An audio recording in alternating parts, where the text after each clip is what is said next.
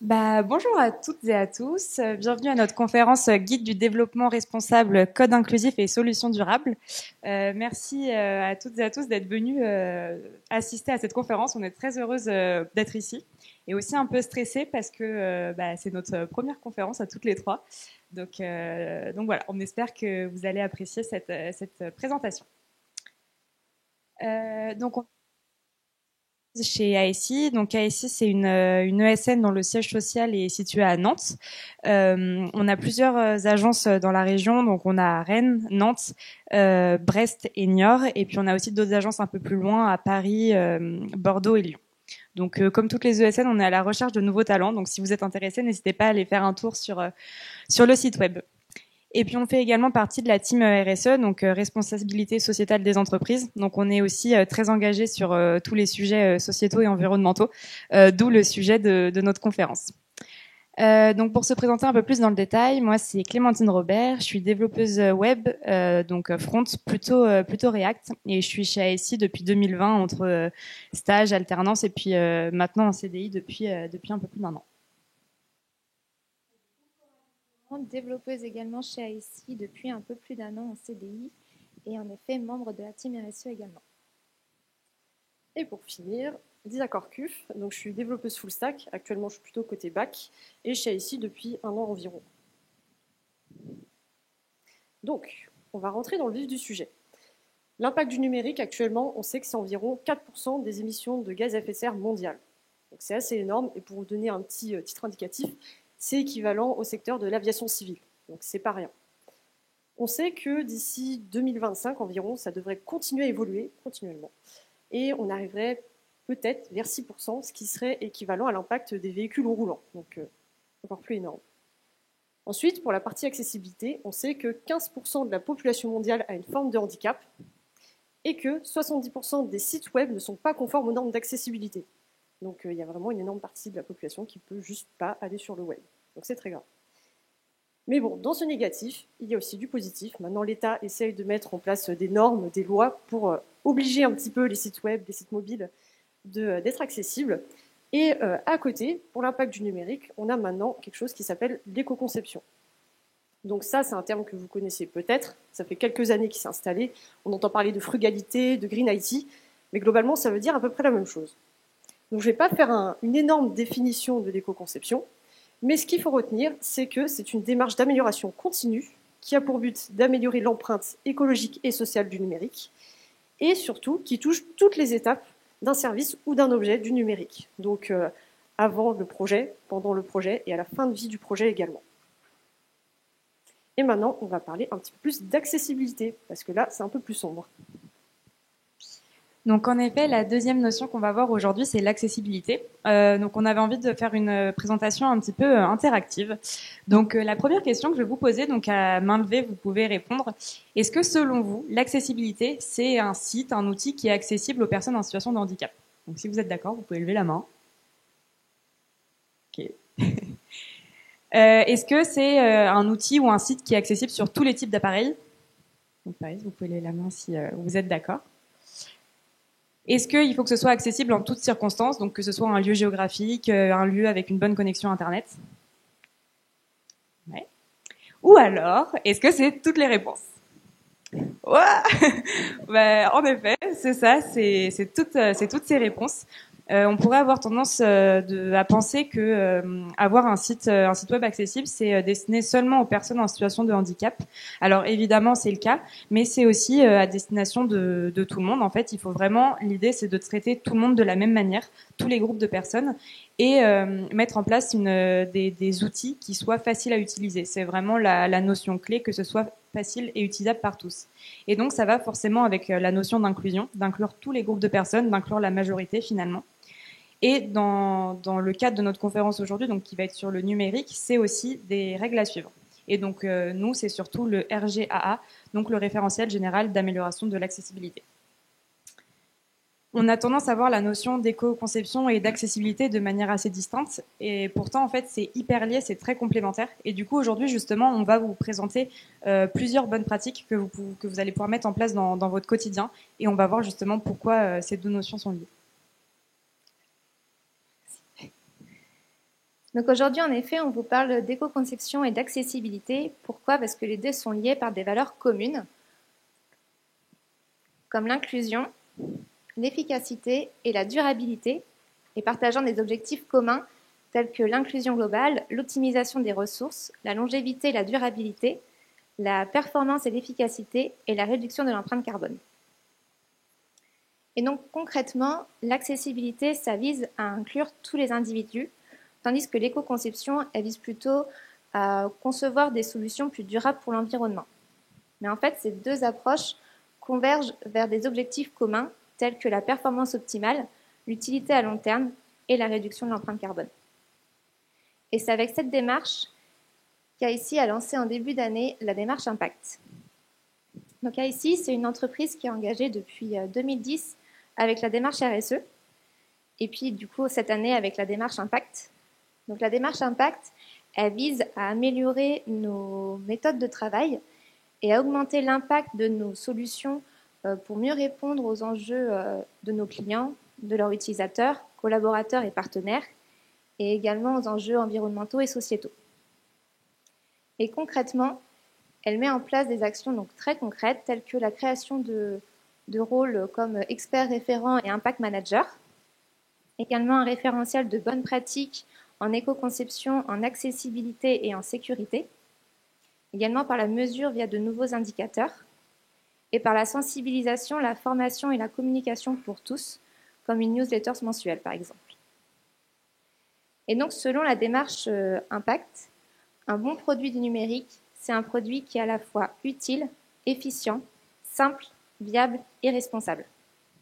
Et tout le long de notre présentation, on va pouvoir retrouver ces petites valeurs selon les bonnes pratiques présentées. Et justement, en parlant de bonnes pratiques, on va commencer avec la première. Pardon. L'action commence avec vous. Donc déjà, je vais juste vous présenter rapidement les 3 petits post-it qu'on voit sur la gauche. Du coup, donc c'est les 3 piliers du développement durable. Donc avec l'aspect sociétal, environnemental et économique. Et c'est pareil, on va également les retrouver tout le long de notre présentation pour illustrer nos bonnes pratiques. Et donc, en 2021, on était 572 126 salariés du numérique en France. Donc ça fait pas mal de monde, et ça c'est top, parce que chacun, peu importe notre rôle, et peu importe la phase du projet, on peut agir. Comment? Par exemple, avec la première phase, la phase de spécification, où les commerciaux, product owners et chefs de projet pourront être acteurs. Par exemple, lors de l'analyse du besoin, on peut facilement détecter les fonctionnalités non essentielles et donc veiller à respecter le principe de YANI, donc UN Gonna Need It, qui veut tout simplement dire développer des fonctionnalités lorsque vous en avez besoin et pas lorsque vous imaginez en avoir besoin. Ça va être également en favorisant une approche mobile first. Donc c'est le fait de concevoir d'abord sur mobile, puis ensuite de l'adapter au desktop, donc aux ordinateurs. Ça va permettre en fait, de vraiment se focaliser sur l'essentiel et non forcément de concevoir des solutions plus sobres pour l'environnement. Ça va être également le fait de quantifier précisément le besoin. De quelle manière? Donc, par exemple, en déterminant des exigences pour chaque fonctionnalité. Donc, par exemple, définir un taux de compression pour les images, définir un temps maximal pour les réponses, et de manière générale, sensibiliser le client. Ensuite vient la phase de conception, où les designers UI/UX, architectes et experts techniques pourront être acteurs. Par exemple, en optimisant le parcours utilisateur, donc cibler les parcours les plus fréquentés pour essayer de réduire le plus possible le nombre d'étapes. Favoriser également un design assez simple et épuré. Donc forcément, comme tout bon design, ça doit être bien réfléchi en amont pour pouvoir répondre déjà aux besoins de l'utilisateur, aux contraintes techniques, mais également en prenant en compte les bonnes pratiques en éco-conception et en accessibilité. Ça va être également en favorisant un traitement asynchrone. Donc ça va être surtout lors de l'interaction avec l'utilisateur et le serveur quand ça va être plutôt lourd. Et en optant pour une PWA, donc une Progressive Web App. Donc une PWA, l'avantage c'est que ce n'est pas basé sur un système d'exploitation et c'est beaucoup plus léger. Donc forcément, ça va permettre de réduire le risque d'obsolescence sur les mobiles et également d'amoindrir la bande passante. Et c'est d'ailleurs pour ça que certains réseaux sociaux ont conçu des PWA pour conquérir le marché africain. Ensuite vient la phase de réalisation où les développeurs et développeuses pourront être acteurs. Par exemple, en validant leur code HTML, CSS et JavaScript auprès des outils du W3C, en fournissant une alternative textuelle aux médias. Donc ça, forcément, ça va être bénéfique pour l'accessibilité, mais également pour le référencement sur Internet. En optimisant également au mieux les requêtes, parce que ça, on sait, c'est toujours quelque chose qui est très lourd. Et en choisissant un format de données adapté pour réduire au mieux, pour éviter le risque de gaspillage en termes de mémoire et les problèmes de performance. Ensuite vient la phase de production, où les architectes, experts techniques et développeurs pourront être acteurs. Donc, par exemple, en définissant une politique d'expiration et de suppression des données, en choisissant un hébergeur éco-responsable, donc avec de l'énergie renouvelable et ou de l'énergie non fossile, donc éolien ou hydraulique, en s'assurant que les fichiers HTML, CSS et JavaScript, par exemple, soient bien compressés et unifiés, et en déterminant un plan de fin de vie du site. Il faut savoir que la plupart des environnements de tests et de recettes qui ne sont plus utilisés sont rarement mis hors service, et on estime cette part à 25% sur les serveurs réels et virtuels. Donc ce ne sont que quelques exemples de comment on peut agir selon notre poste et selon la phase du projet, et je vais vous laisser avec Lisa qui va vous présenter la deuxième bonne pratique. Alors, deuxième bonne pratique qui est très large, donc c'est le fait d'aller au plus simple. Elle est tellement grande, cette bonne pratique, qu'elle englobe les 3 piliers du développement durable, plus tous les profils sont vraiment concernés, tout le monde peut l'appliquer, cette bonne pratique, et elle a énormément d'avantages, comme par exemple la partie performance, efficacité, durabilité et accessibilité de retour. Donc actuellement, on sait que 70% des fonctionnalités demandées par les utilisateurs ne sont généralement pas essentielles. C'est quand même énorme. Et en plus, 45% d'entre elles ne sont jamais utilisées. Donc génial, on développe des choses un petit peu pour rien. Donc pour illustrer un petit peu mon propos, je vais prendre un exemple basique. On va dire qu'on est un utilisateur, on a envie d'acheter un t-shirt pour le sport.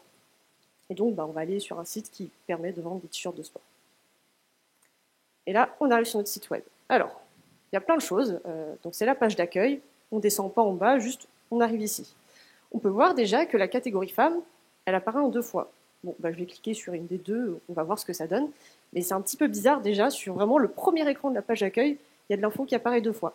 Également, on peut voir au milieu qu'il y a un carrousel. Donc vous savez, c'est des images qui déroulent toutes seules parfois en autoplay, ou alors on appuie sur un petit bouton pour que ça déroule. Et je vois que sur ce carrousel, il y a un t-shirt, parce qu'il y a des bons plans chez Adidas. Ok, bon, c'est cool. Donc on peut cliquer sur le bouton découvrir aussi pour aller acheter des t-shirts. Et il y a plein d'autres informations encore. Et justement, on va faire une petite analyse de cette page. Juste la première frame de la page d'accueil. Donc cette page d'accueil, comme on a vu, il y a de la redondance. Il y a la catégorie femme, la catégorie homme, excusez-moi, la catégorie enfant qui est redondante. Mais il y avait aussi la catégorie bon plan, si vous ne l'avez peut-être pas vu, et la catégorie seconde vie. Également, si on a un regard un peu dans le domaine de l'éco-conception, les carousels, c'est considéré comme une fonctionnalité problématique. C'est quelque chose qui n'est pas très utilisé par les utilisateurs. On en voit sur tous les sites web d'achat en ligne. C'est vraiment un truc classique, mais ce n'est pas conseillé. J'y reviendrai tout à l'heure un petit peu dessus. En plus, il est en autoplay et il y a 5 pages de contenu que l'utilisateur ne l'a pas forcément regardé. En plus, je ne sais pas si vous l'avez remarqué, mais au-dessus de ce carrousel, il y a un autre carrousel, tout petit, juste pour dire que la livraison, elle est gratuite à partir de tant d'euros, qu'on peut payer 3 fois sans frais. Mais nous, on ne l'a pas vu là en fait. On avait juste acheté un t-shirt et on a foncé sur la catégorie femme et on ne l'a pas vu. Un petit peu dommage. Et après, si on descend un petit peu plus bas sur cette page, il y a encore d'autres informations qui sont aussi redondantes. Yes. Donc il y a les actualités de la marque, ok, ça c'est nouveau, mais il y a encore des bons plans pour la marque Adidas, donc ça a répété ce qu'il y avait dans le carrousel tout en haut. Il y a des offres et encore plein d'autres informations. Sauf que en tant qu'utilisateur, on va aller chercher notre produit, donc on va aller dans la catégorie femme, et tout ça on l'a loupé. Donc à quoi ça sert de mettre tout ça sur cette page d'accueil? Alors, juste pour préciser, je ne dénigre pas cette page d'accueil. C'est un cas classique qu'on voit dans la vente d'objets en ligne. Il y a plein d'informations, etc. Il y a des raisons marketing aussi, ça attire le client de voir que ça bouge, qu'il y a plein de choses et tout. Mais d'un point de vue d'éco-conception, et je dis bien d'éco-conception, c'est pas terrible. Donc je vais aussi prendre un deuxième exemple qui parle peut-être aux utilisateurs de Spotify. Alors Spotify, petit rappel, ça sert à écouter de la musique. Écouter. Quand on va sur YouTube, on peut revoir le clip de la musique. Il y a une vidéo, c'est sympa. Mais Spotify, c'est vraiment pour écouter. Et bien Spotify, ils ont fait un truc il n'y a pas très longtemps, c'est qu'ils ont mis une fonctionnalité Canva. En fait, je ne sais pas si vous l'avez vu, quand vous allez sur votre musique, maintenant, il y a une petite vidéo qui dure environ 8 secondes et qui se répète en boucle. Sauf que quand on va sur Spotify, excusez-moi. Est-ce que c'est bon?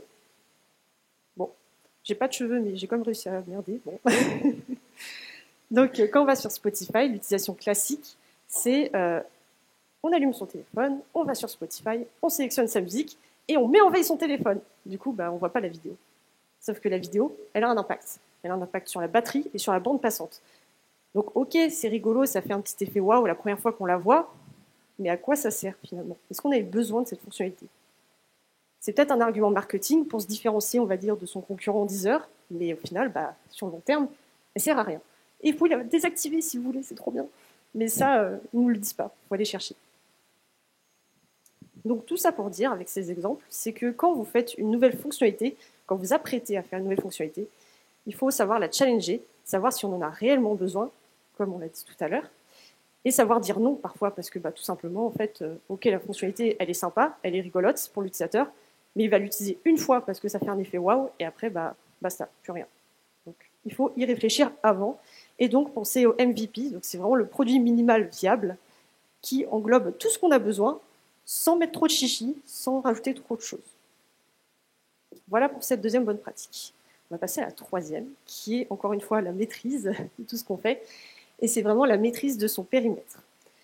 Donc là, quand je parle de périmètre, je veux dire, c'est par exemple la partie service tiers. Donc un service tiers, c'est par exemple, sur votre page web, vous avez envie de mettre une vidéo, et du coup, vous allez utiliser YouTube, parce que YouTube, tout le monde connaît, c'est sympa, ça fonctionne très bien. Il n'y a pas de souci avec ça.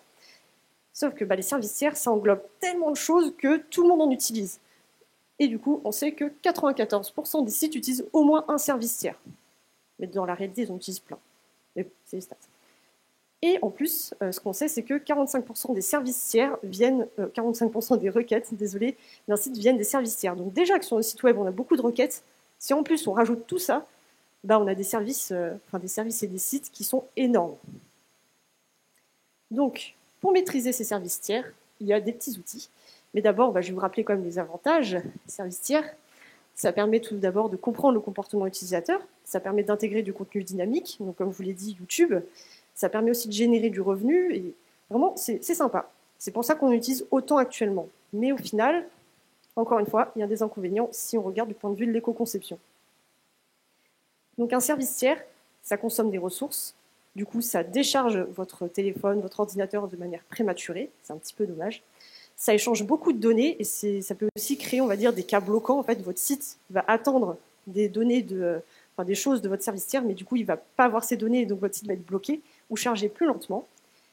Et aussi, il y a un autre truc sympa, c'est que les services tiers, ça importe tellement de choses que parfois, il y a des trackers. Il y a des petits soucis côté RGPD. Par exemple, Google Fonts, il n'y a pas si longtemps, ils n'étaient pas OK côté RGPD, sauf que tout le monde utilise Google Fonts. Donc, je vois des personnes qui se regardent dans la salle et qui se disent qu'ils les ont peut-être utilisés.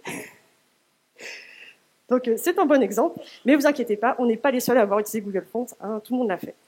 Donc, pour contrôler tout ça, on a un outil qui s'appelle RequestMap, qui va nous permettre du coup de rentrer un petit site web, qui est en bleu ici. Et cet outil, il va en fait faire une cartographie de tous les services tiers autour de votre site. Et du coup, de cette manière, vous allez pouvoir vous rendre compte que là, on est sur un mauvais élève. Il y a plein de services tiers, comme tous les sites sur Internet actuellement. Donc le but, ici, quand vous utilisez ce service, c'est d'avoir la cartographie la plus petite possible. Comme ça, vous maîtrisez ce que vous importez sur votre application. Vous n'avez pas de tracker, vous n'avez pas de souci avec les RGPD. Et c'est ça qui est top. Donc on va parler d'une deuxième partie du périmètre que vous pouvez contrôler. C'est les packages, les librairies.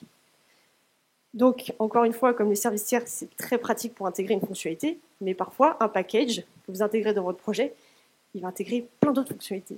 Et vous n'en avez peut-être pas besoin aussi, comme pour les services tiers. On l'a tous fait. Voilà. Du coup, c'est bien, mais ça a des inconvénients, encore une fois. c'est que ça va rajouter du poids sur votre application. Et ce poids, vous n'arrivez pas à le contrôler, c'est un petit peu embêtant, mais vous avez quand même besoin de certaines fonctionnalités. Donc pour le contrôler, il y a l'outil Bundlephobia qui va vous permettre de connaître l'impact sur vos performances quand vous allez inclure un package NPM. Donc là, ça va peut-être plus parler aux devs. Et pour avoir un deuxième outil, il y a Webpack qui permet de faire du tree checking sur votre projet. Donc littéralement, il va prendre votre projet et virer tout ce qui sert à rien, tout le code mort. Donc là, ça permet vraiment d'alléger. Et ensuite, un autre périmètre qu'on oublie très souvent parce qu'on se dit oui, les polices de caractère, c'est bien, ça fait joli sur mon site, mais c'est léger, quoi. C'est pas très grave, ça. J'ai pas besoin de le maîtriser. Bah si. Donc les polices, on a déjà vu des exemples de sites web qui sont entièrement en français et qui vont avoir une police de caractère qui importe toutes les langues du monde. C'est encore très utile. Donc pour contrôler vos polices et avoir quelque chose de plus petit, vous pouvez utiliser Wacom Fondu. Je ne sais pas pourquoi ça s'appelle comme ça, et c'est vraiment la page d'accueil, je ne comprends pas, mais il est super cet outil. Donc en fait, vous allez mettre votre police dans Wacom Fondu, et il va vous dire quelle taille est faite, combien il y a de caractères, quels caractères il y a dedans, et aussi ça va vous parler des formats, licences, etc. Donc là, vous allez vraiment avoir une très grande vue globale. Et donc, pour du coup améliorer vos polices, vous pouvez faire des subsets de police. C'est littéralement, vous prenez votre police et vous enlevez les caractères dont vous ne voulez pas utiliser. Et si vous êtes des personnes géniales, et ben vous optimisez votre police et vous la mettez au format WAF2 en plus. Donc on a montré comment maîtriser son périmètre. Maintenant, on va parler de la maîtrise de la sémantique. Donc là, on va plutôt s'adresser aux devs experts techniques. Donc là, on va parler vraiment de la sémantique HTML, donc c'est-à-dire l'utilisation des bonnes balises pour avoir un site bien structuré et bien hiérarchisé. Et donc là encore, j'ai une petite question pour vous, donc pour les devs. Est-ce qu'au moment où vous, par exemple, vous recevez les maquettes, est-ce que vous réfléchissez à la sémantique et à la structure que vous allez faire? Donc si c'est oui, vous pouvez lever la main. Est-ce que vous l'anticipez? Ok. C'est bien de le faire. C'est parce qu'en fait, il y a plein d'avantages à bien construire son HTML. C'est très important. Déjà, ça va être important pour le référencement de votre site. Si vous avez un site public qui est bien construit, les moteurs de recherche, en fait, ils vont favoriser les sites qui sont bien structurés avec des titres. Et plus les titres sont pertinents, plus les moteurs de recherche, justement, vont mettre ça en avant. Ça va être plus accessible, ça va faciliter la navigation, notamment pour tout ce qui est lecteur d'écran, enfin assistance finalement, mais aussi pour la navigation de quelqu'un de lambda finalement qui va pouvoir naviguer facilement sur votre site web. Ça va aussi réduire la consommation des ressources parce qu'un site bien construit, c'est un site bien optimisé et donc ça va simplifier tout ce qui est script et style et donc ça va demander moins de ressources côté client. Donc ça aussi c'est un plus. Et puis votre code il va être naturellement plus optimisé si vous utilisez les balises appropriées et fournies par HTML. Et là maintenant, ça sera également simplifié parce que par exemple, si un développeur reprend votre travail dans quelques années, HTML c'est plutôt un langage universel et donc il va se retrouver dans votre code et ce sera plus facile de faire des évolutions. Donc la sémantique, déjà, la première règle, c'est l'utilisation de balises appropriées. On ne va pas utiliser que des divs. On a plein de balises qui sont à notre disposition, donc il faut s'en servir. On utilise des balises appropriées. Donc si on a besoin d'un titre, on va utiliser tout ce qui est H1, H2, etc. Pour faire une liste, on va utiliser les UL, LI, etc. Donc ça, vraiment, il faut utiliser ce qu'on a à notre disposition. Et puis pour vérifier si votre HTML il est bien construit, ne pas hésiter à passer par le W3C. C'est vraiment un outil un peu indispensable et qui peut être vraiment d'une grande aide pour vous donner des axes d'amélioration justement s'il y a des choses à revoir. Et puis dans la notion d'éco-conception et de réutilisation, il arrive très souvent que pour des projets, on ait besoin de créer des composants très spécifiques. Par exemple, on a besoin d'un checkbox où il faut changer le style du bouton, rajouter des bordures, etc. Des fois, de surcharger en CSS, ça peut être un peu compliqué. Mais vraiment, l'idée, c'est de ne pas réinventer la roue et d'utiliser ce qu'on a déjà. Donc, pour un checkbox, on va utiliser le input type checkbox, tout simplement parce que si vous le faites à la mano, ça va vous prendre plus de temps. Bon, ça, après, c'est un choix. Mais vous avez des risques d'effet de bord et aussi de perdre en accessibilité. Parce qu'en fait, toutes les balises qui vous sont fournies, normalement, elles sont accessibles et vous n'allez pas avoir d'effet de bord. Donc vraiment, quand on doit créer un composant, il faut vraiment réfléchir à est-ce qu'on a déjà une balise HTML qui existe et qui va pouvoir nous aider. Et puis, donc, je vous posais la question tout à l'heure est-ce que vous anticipiez justement la phase de hiérarchisation. Et en fait, c'est très important d'anticiper, de réfléchir pour avoir une bonne conception. Très souvent, quand on est sur un projet client, on va nous fournir des maquettes, et puis des fois, on peut se dire oh bah c'est une page assez simple, je fonce tête baissée et puis je réalise la maquette. Dans l'idéal, c'est bien de voir un peu comment c'est construit, si on a bien des titres, si on a bien des blocs de texte, etc. Et de bien le construire à l'avance parce que finalement, généralement, on retrouve toujours les mêmes éléments de structure. Là, on a pris un petit exemple d'un site web qui est plutôt très bien construit. Ça, là-dessus, il y a pas de souci. C'est juste un exemple un peu marquant dont je voulais parler qu'on voit très souvent. En fait, là, on est vraiment sur la page d'accueil. On a des titres, on a un titre standard. En fait, c'est vraiment le premier niveau de titre, ces deux-là. Et pourtant, quand on inspecte le code, on est sur du H2. Donc ça, vraiment, c'est pas une bonne pratique. Ça peut se comprendre parce qu'un H1 c'est très gros, un H2 c'est plus petit. Donc là, pour le style, c'était plus simple d'utiliser un H2. Mais pour la structure, pour le référencement, ça va pas du tout être une bonne chose. Il va considérer que c'est un sous-titre, mais un sous-titre sans titre, ça n'a pas trop de sens. Donc ça, c'est vraiment important. On n'utilise pas des balises HTML pour leur style, on utilise vraiment des balises HTML pour leur sens, pour leur sémantique. Donc là, il aurait fallu utiliser un H1 et faire une surcharge CSS. Donc là, un petit exemple de code. Donc avec à gauche, on a un exemple avec une bonne sémantique où on a bien notre header, notre titre principal avec un H1. Après, on a du H2 et puis on a notre balise de navigation avec une liste à puces où on utilise bien UL et LI. Et puis à droite, vraiment, ce qu'il ne faut pas faire, c'est l'utilisation de divs. On n'a que des divs et puis on utilise des ID pour dire bah, là c'est un header, là c'est un menu. Donc c'est dommage parce qu'on a plein de balises à notre disposition, donc faut essayer de les utiliser un maximum. Donc pour rester dans la partie front, donc là on était plutôt front, on va continuer donc sur la lisibilité et la clarté. Donc on a fait un constat, c'est que, on a fait un constat, on a fait des recherches, et on a vu que 10% de la population souffrait de troubles plus ou moins légers de la vision. Et pourtant, en 2021, seulement 22% des sites web utilisaient des couleurs suffisamment contrastées. Donc les couleurs suffisamment contrastées, c'est un aspect parmi tant d'autres dans tout ce qui est lisibilité, et c'est très important, et on voit quand même que l'écart est assez énorme. Et pourtant, avoir un site lisible, c'est vraiment un réel avantage. Déjà, il va y avoir une meilleure expérience utilisateur. Un client qui est sur un site web qui est joli, c'est très important, mais surtout si c'est lisible et qui ne se perd pas dans les informations, c'est encore plus important. Ça va être plus accessible, forcément, parce que si on utilise des polices et des contrastes adaptés, toute personne va pouvoir utiliser notre site web. Ça va favoriser le référencement. Donc là, ça va aussi un peu avec la sémantique. Les moteurs de recherche mettent en avant les sites web avec des bonnes notes sur tout ce qui est lisibilité. Et puis, ça favorise l'engagement et la crédibilité de votre site web parce qu'un site qui est bien construit de A à Z, forcément, ça crédibilise et ça donne envie aux utilisateurs d'y revenir. Donc, en quelques mots, un site lisible, qu'est-ce que c'est ? Et déjà, un site lisible, c'est utiliser des polices claires et lisibles. Donc, tout à l'heure, Lisa a parlé des polices, donc sur les formats. Donc, voilà, il faut faire attention au format, mais il faut aussi faire attention à la forme. Donc, on ne va pas utiliser un site web, une police sur notre site avec une police calligraphique. Alors, ça peut être très joli, mais généralement, c'est pas lisible. Pareil, on évite les polices serif, c'est pas très accessible.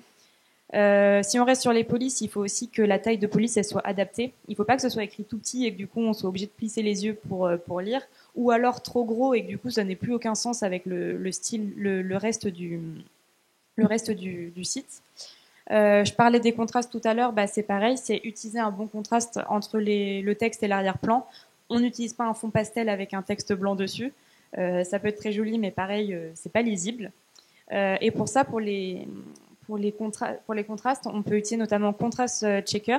Et ce qui est bien, et ça peut être aussi un bon réflexe à prendre, c'est que Contrast Checker, en fait, vous pouvez mettre vos deux couleurs en comparaison et vous pouvez le faire en fait dès la phase de maquette. Si on vous donne les maquettes et que vous avez un doute, vous pouvez directement vérifier les couleurs en amont. Ça permet aussi des fois de gagner un peu de temps. Et puis vous pouvez l'utiliser quand vous faites vos développements. Si vous avez des gros paragraphes, c'est utiliser un espacement adapté entre les lignes. Donc pareil, on ne fait pas un paragraphe avec des espacements tout petits et où là encore on est obligé de plisser les yeux. C'est pas top. Et puis c'est des textes bien structurés. Donc avec les titres, les paragraphes, ça va un peu avec la sémantique. Si on utilise la sémantique, on a une lecture normalement assez naturelle. En fait, l'optique, c'est comme si on lisait un livre. Finalement, il faut que tout ait du sens et se lise facilement. Et puis, c'est aussi pas de superflu. Pour avoir quelque chose de lisible et de clair, on n'a pas envie d'avoir plein d'animations qui arrivent de partout, des images qui soient floues ou plein d'icônes qui servent à rien. C'est pas utile. Donc, il faut vraiment réussir à se concentrer sur l'essentiel. Et puis, un site lisible, c'est aussi un site qu'on peut lire sur tous les types d'écrans, que ce soit sur smartphone, sur tablette, sur PC. Et donc, il faut que ce soit responsive. Donc là, on a un petit exemple d'un petit site web. Donc dans l'idée, violet et blanc, ça pouvait marcher. Le contraste est bon, mais le seul souci, c'est que la police, elle est trop fine, elle est sérif, donc du coup, c'est pas très lisible sur le bandeau de navigation. Donc là, c'est en gros, donc on peut à peu près lire, mais sur un écran de PC ou de téléphone, encore pire, c'est pas du tout accessible. Et puis là, on a une image avec un texte sérif. Donc l'image, il y a plein de formes. Donc le texte, c'est un peu difficilement lisible. Et si on dézoomait encore plus, cette image, c'est un carrousel. Donc c'est une bonne transition avec la suite parce que les carousels, c'est pas l'idéal.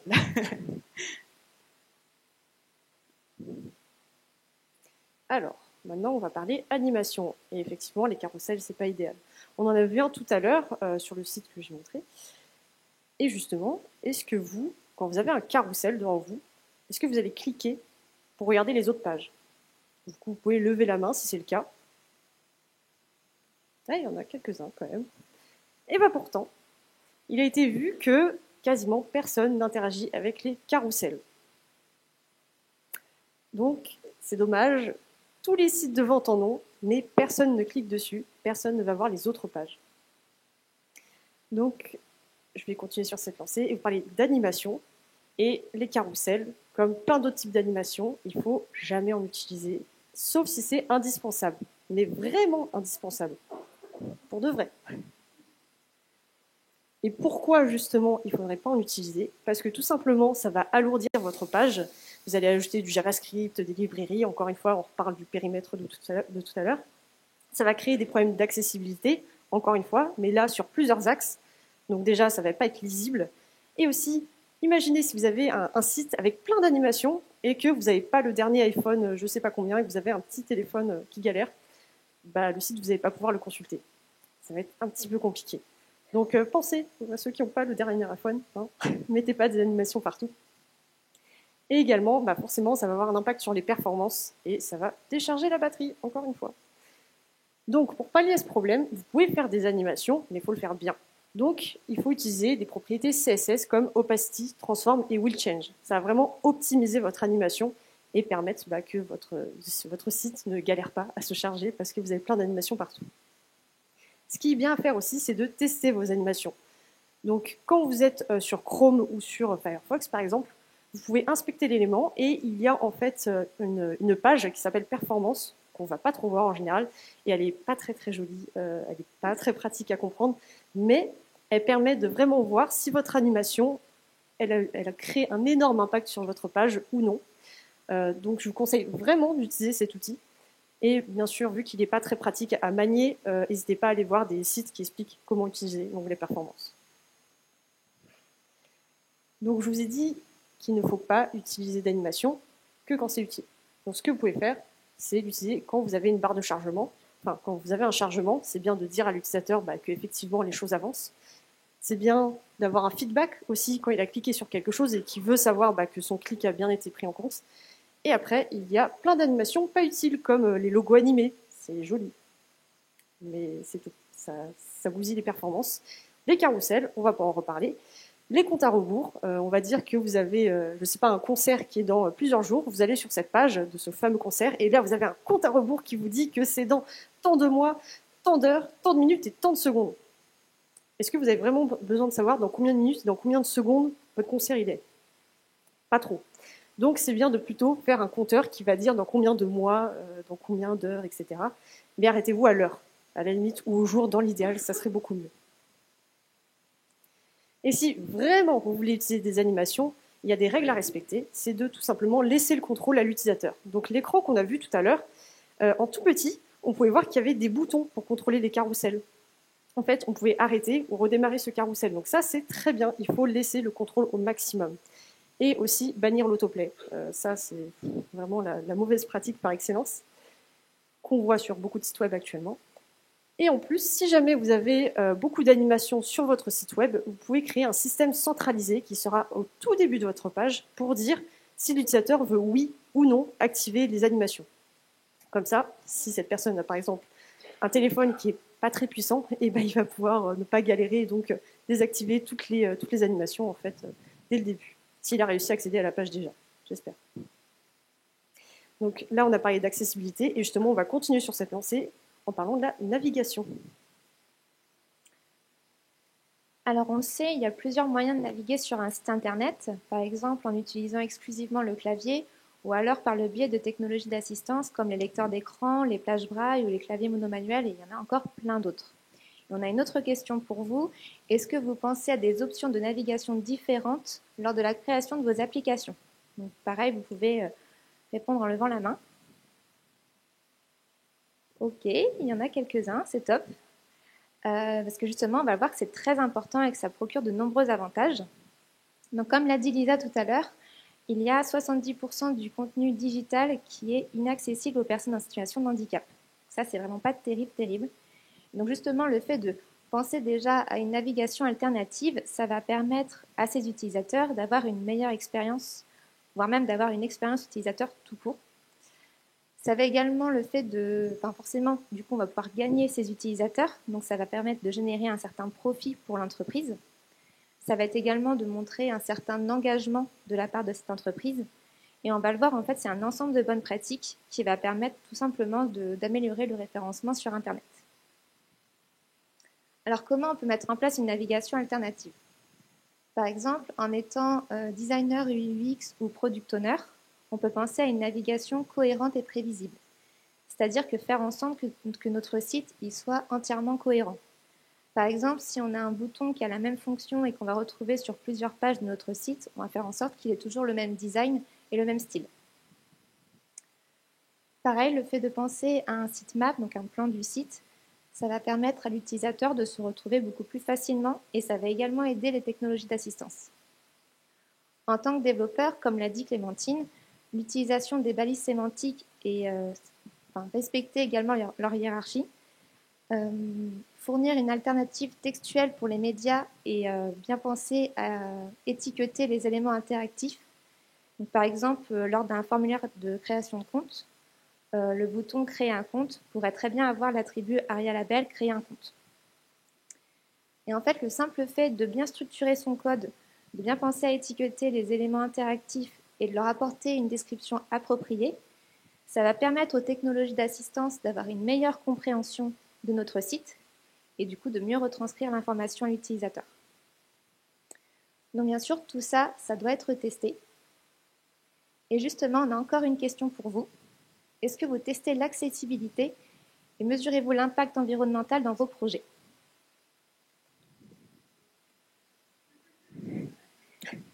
Ok. Bon.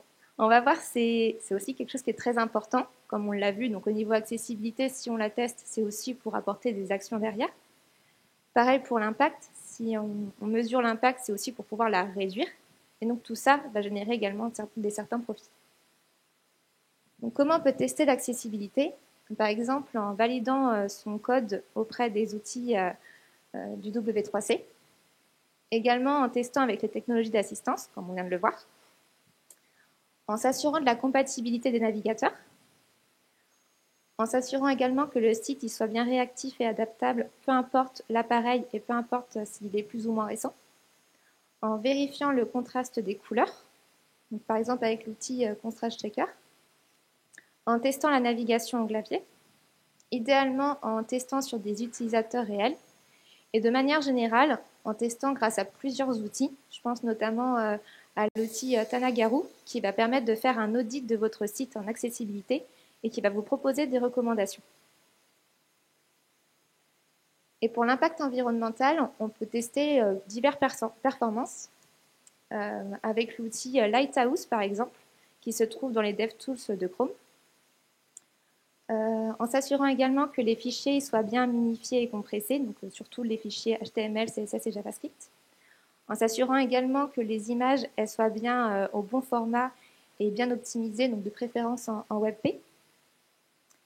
Et également de manière générale en testant grâce à plusieurs outils, comme par exemple Ecometer et EcoIndex, qui font également un audit de votre site et qui vous proposent des recommandations.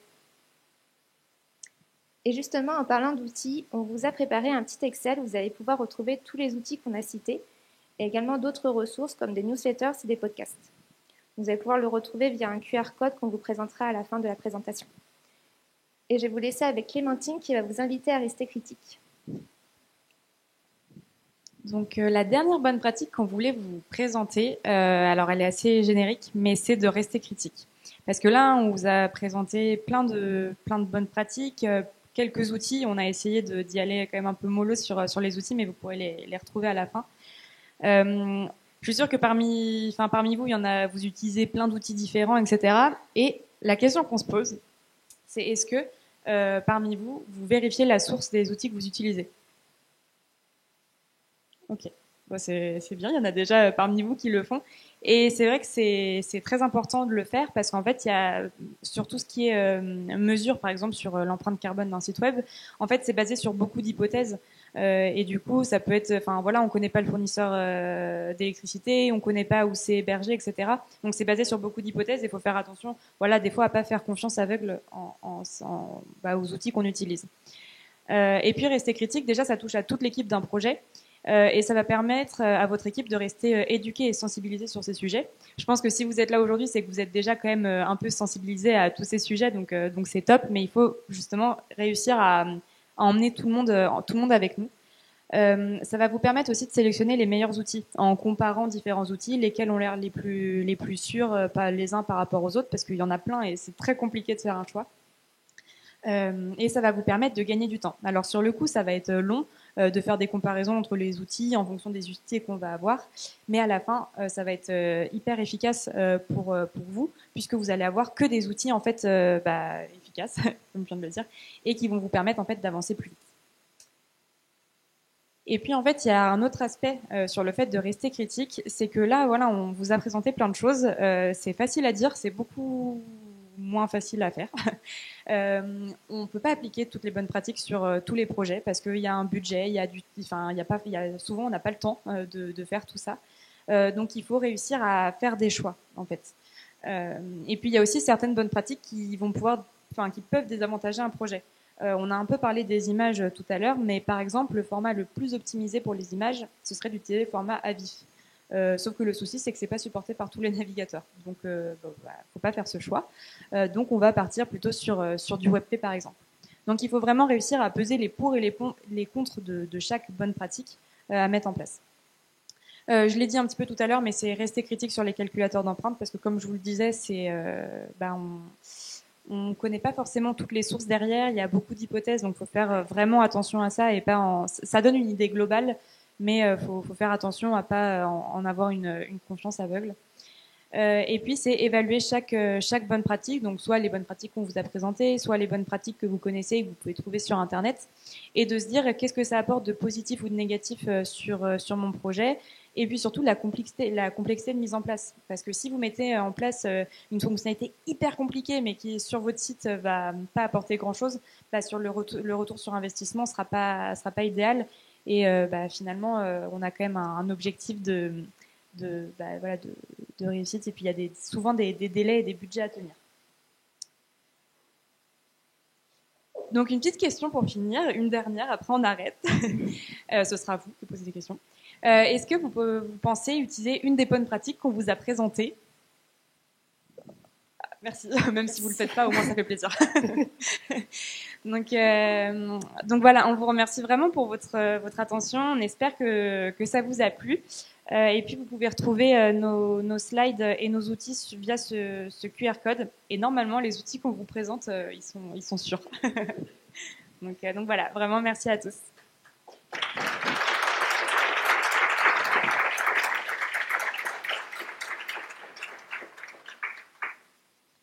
Merci à tous les trois. Est-ce qu'il y a des questions dans la salle?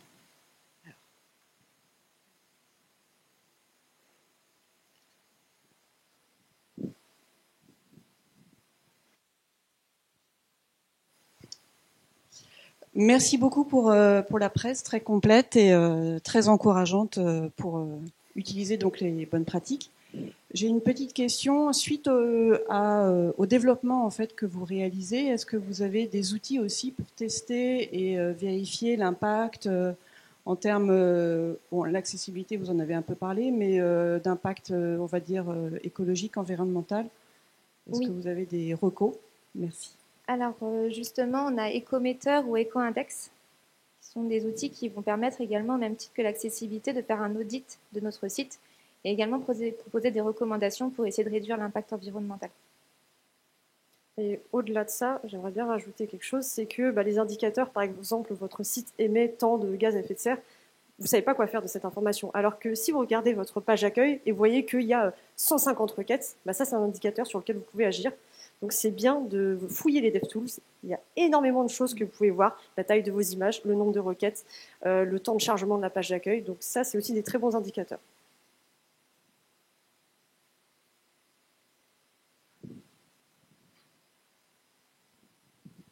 Bonjour et merci beaucoup pour votre présentation qui était très complète. J'avais une question et une remarque. Je vais commencer par la remarque. C'est pour rester dans l'esprit critique que tu disais tout à l'heure. Les outils comme par exemple Lighthouse, Axe, Wave, Tanaguru, etc. Faut vraiment faire attention parce qu'ils ne vont pas faire un audit global de l'application.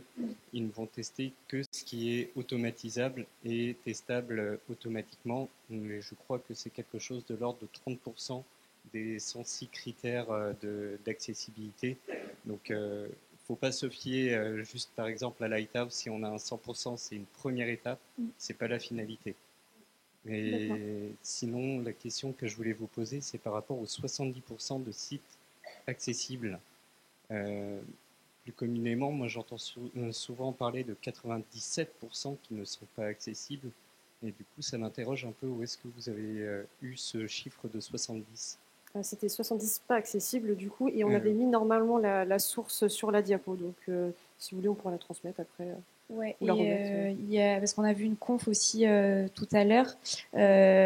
C'était, alors je pense, voilà, il y a aussi plusieurs études. En effet, il y a 98% de sites qui sont pas accessibles, qui ont une erreur sur la page. Donc là, je pense que oui, c'était sur la page d'accueil. Oui, oui, sur la page d'accueil. Donc là, oui, c'était, je pense, par rapport à peut-être des critères un peu plus faibles. Une dernière question. Oui, il nous reste 1 minute. Et on est disponible ce midi, si vous avez d'autres questions d'ailleurs.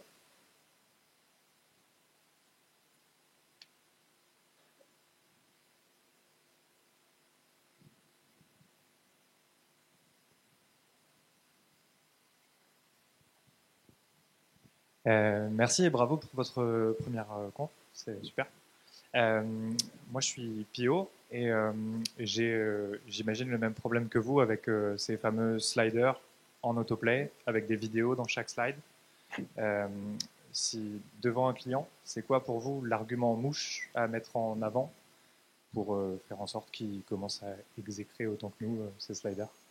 Lui montrer l'impact avec des indicateurs qui lui parlent déjà, donc les problèmes de performance, ce genre de choses, et aussi lui proposer des solutions de contournement, parce que si vous venez lui dire non, il ne faut pas l'utiliser, il va être pas content, parce qu'il a vu que tous ses concurrents, il fait exactement la même chose et c'est trop bien, mais du coup il faut lui montrer des solutions de contournement, donc il ne faut pas hésiter à aller voir les designers UI UX qui vont proposer d'autres choses et montrer pourquoi, et justement ce choix, ça peut être quelque chose sur lequel vous pouvez communiquer dire que vous arrêtez d'utiliser des carousels car ça a un très mauvais impact et donc ça peut être un petit peu une carte à jouer, on va dire, un truc sympa à faire. Mais c'est vrai que c'est encore très difficile d'éviter les carousels actuellement, c'est pour ça qu'ils sont encore beaucoup utilisés. Donc les designers, si vous avez des solutions, n'hésitez pas. Nous, on les devs. Merci, on est obligé d'arrêter. Merci beaucoup. Merci, merci.